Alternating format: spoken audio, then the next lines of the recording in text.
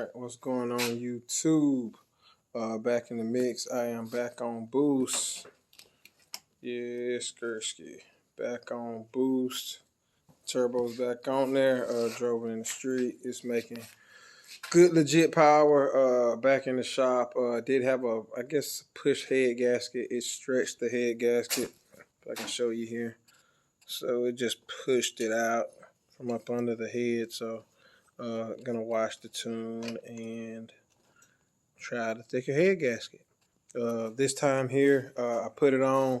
The last time, I'm not really sure what the heat sequence looked like as far as how long I actually ran the car before I came back and retorted it. This time, I tried to make sure that I ran the car long enough to let it heat cool, and then come back and really got the car hot, what I consider hot, warm, 160, and then was able to torque them, loosen, take everything off, and then retorque it while the gasket was still hot. So feel a lot better about that. Hopefully that holds up a lot better. Also not going to be trying to lean on the car as hard and watching the tune really closely.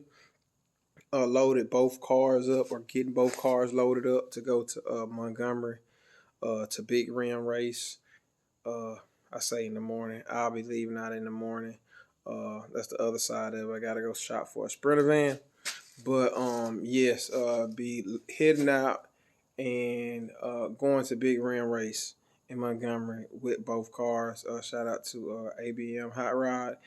He will be towing one of my cars. He will be towing the nitrous car on a gooseneck, and I will be taking the turbo car up, and hopefully can get great passes out of both of them at Montgomery. And I'm supposed to be having a shootout. Hopefully, can take the shootout home with one of the cars. So that's the game plan. About to do an oil change. Like I said, I had a push head gasket, so it was still a little oil and water residue in there, also in the turbo. So like I said, I ran it, and I'm just ready to go ahead and drain the oil right now. Also, just from having the motor open, there's always going to be some trash and debris in there from that. So going to be draining the oil. Hopefully I can get all the moisture and water that was left over from that push head gasket. I can go ahead and get that out. And what do I use? I've been running the, I think I've been running the Lucas. I've been buying the like the 5-gallon buckets of the Lucas. That's actually it right there. Straight 50 Lucas racing oil. That's what I've been running. It works really good. I like it. It doesn't break down when it starts to get hot, and the turbo gets really hot when you actually start like driving it around in the street, and then you're actually leaning on it also. So my go-to is usually the Rotella. You do the Rotella and the Lucas. It does stabilize it a lot better. Do not think that the Lucas does not work. It will stabilize the oil. It will stop it from breaking down as bad when it starts to get hot. The oil going through a turbo will get so hot it will start to boil. So turbo will definitely break down oil. So I'm gonna be giving the hope I'm saying this right, the Ames oil. No sponsorship unless y'all want to sponsor me, man. So I'm gonna be giving this here a try. Straight 40. All right, and say I've seen a lot of people swear by this. Says some of the best oil in the world. So I'm gonna see how it holds up. Gonna put it in there and give it a go. Regular extended life SPT oil filter. Every now and then I feel like if I'm going into a situation where I'm just gonna be racing it, I will put a Wix racing filter on it. I have used those before. They just say they're not for the street, and I drive this car for whatever reason. I'm gonna have to look into that. I guess because it doesn't filter it that good.